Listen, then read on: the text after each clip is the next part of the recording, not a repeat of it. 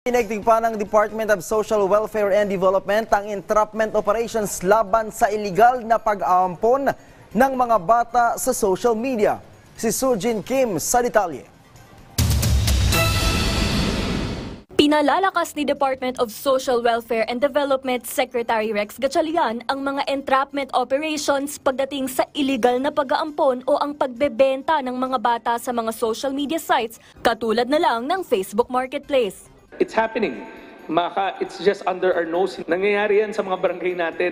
Kasunod ito ng pagkahuli ng isang ina mula sa Tondo, Manila. Some women have opted to do off-books or off-NACC adoptions for compensation. This is the worst type of human trafficking because, one, it's your own child.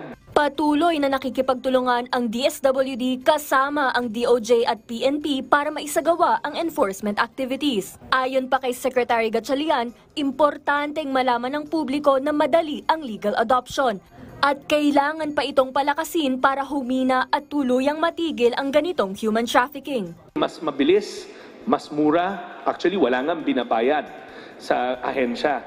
Binuo ng DSWD ang National Authority for Childcare o NACC para ito mismo ang direktang gagabay sa mga magulang at bata.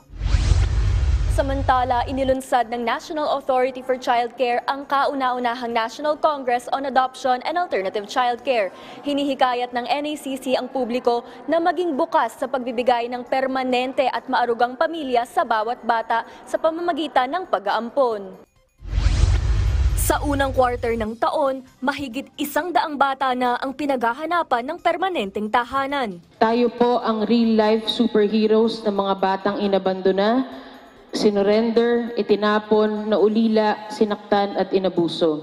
Ang alternative childcare naman ay tumutukoy sa pagbibigay ng pansamantalang pangangalaga sa isang bata. Sa ngayon, hindi lumalagpas sa 1,000 ang bilang ng mga Pilipino na nakaregister bilang foster parents. Pinadadali ng NACC ang proseso ng pag-aampon. Layo nitong gawing simple at mas accessible ang lahat ng hakbang hinggil dito.